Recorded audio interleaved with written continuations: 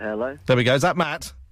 Yeah, it is. Hi. Hi, Matt. You're through to Neil and Linda here at Cambridge 105. Hi, Matt. You're live on air. So, we were just recapping this story from Friday of young Ronald Coyne, who'd a Cambridge student from Pembroke College who burnt a £20 note in front of a homeless person and then posted the video up on the internet. The Mirror picked up on the story. You picked up on it as well on your website, EvolvePolitics. Tell us a bit more about your website, first of all.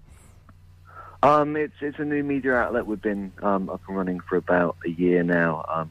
Growing by the day, aimed at giving coverage to marginalised issues that are often omitted from the mainstream press. Obviously, this story wasn't, but a lot of the stuff we do is based on kind of perhaps conservative austerity. A lot of the effects of that, which aren't often published in a lot of the broadsheets, independently owned and funded completely by our readers.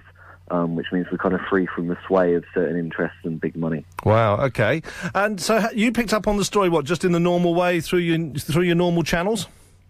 Yeah, it was, I actually first found it on social media myself, on the Mirror. I was scrolling through Twitter, and I saw the article and thought that it was definitely worth giving coverage to, because I guess maybe 50 years ago when David Cameron was doing this in the Bullingdon Club, they could get away with it. They were kind of untouchable, But if this palaver has proven anything at all, it's that now in an age of social media, the 24-hour news cycle, these kind of people aren't untouchable anymore. And no. They will be held accountable for their actions, if not by the university, then by the general public. By the public at large. So just to recap, and you picked up on that point about the Bullingdon Club, there's, as we all know, there was the reported incident of Mr Cameron and a pig, but one of the other things to validate your membership of the Bullingdon Club in Oxford, one of the things apparently you have to do is to burn a £50 note in front of a beggar?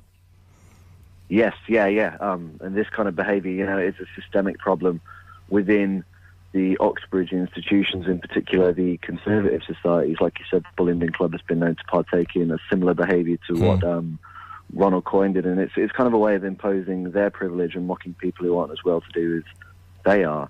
And ironically, it's this conservative government and their policies who are putting more people on the streets in destitution. Well, we've seen a doubling we've seen a doubling of the number of homeless in Cambridge this year, apparently, from around 20 to up around 40.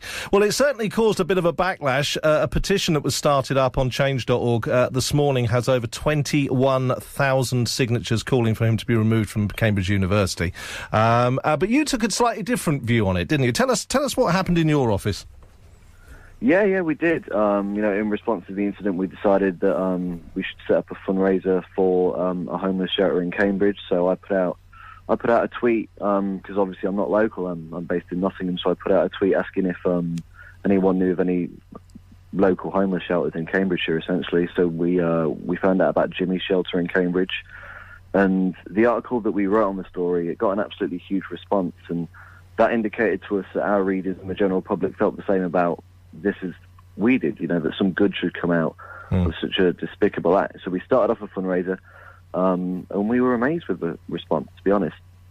Well, you set a very a very sensible target, I think, to start with. But I only heard about your story once it was sort of up and running, and you'd done your initial post saying we were going to sort of save this from going public until we decided on how to write a statement. But we've already raised £750.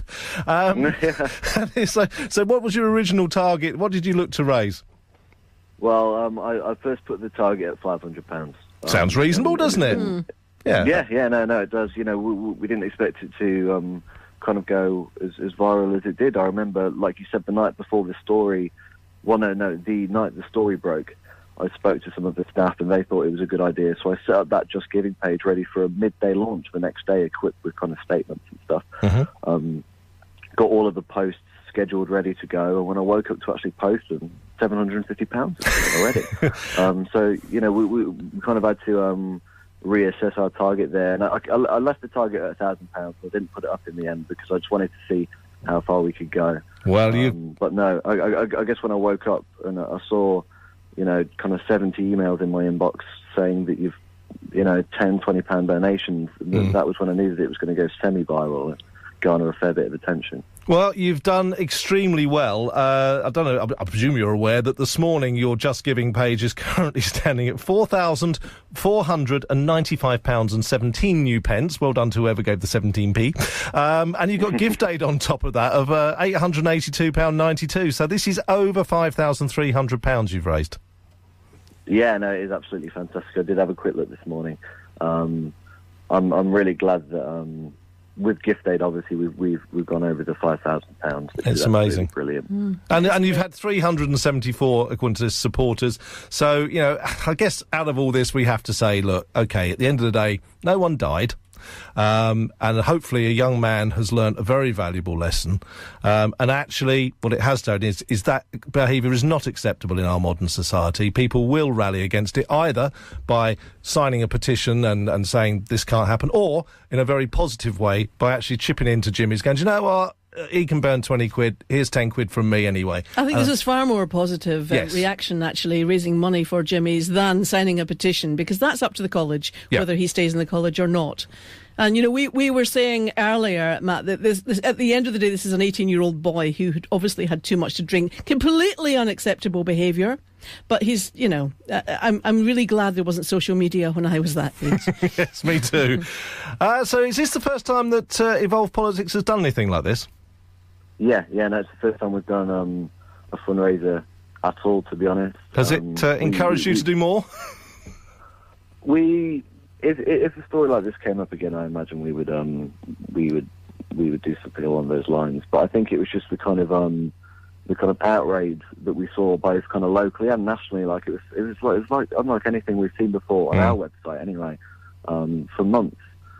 And we figured that the perpetrator of this at Ronald Coyne, he may have burned a £20 note, but so far, like you said, in response, we've raised over £5,000 for them. So I think, as much as the act was despicable, I think now we'll leave Ronald Coyne out of the news. It's time to turn the struggle of the homeless into the story instead. Absolutely. Yes, couldn't agree more. Yeah. Couldn't agree more. The question has to be asked, why was that man homeless on the streets of Cambridge in the first place? And that's, as you say, that's the issues we have to address. Well, listen, have you spoken to Jimmy's at all? Are they aware of all this? I presume they are.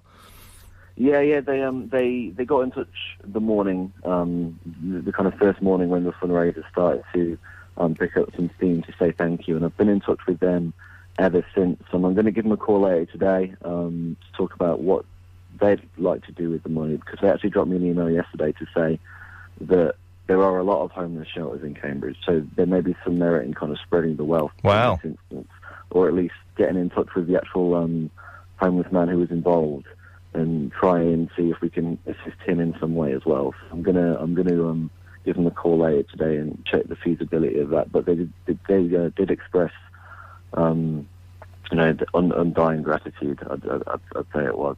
They're great. Really happy with Jimmy's are great. It was a good call. Well done, Matt. Well, you did a good call there. Hello. There we go.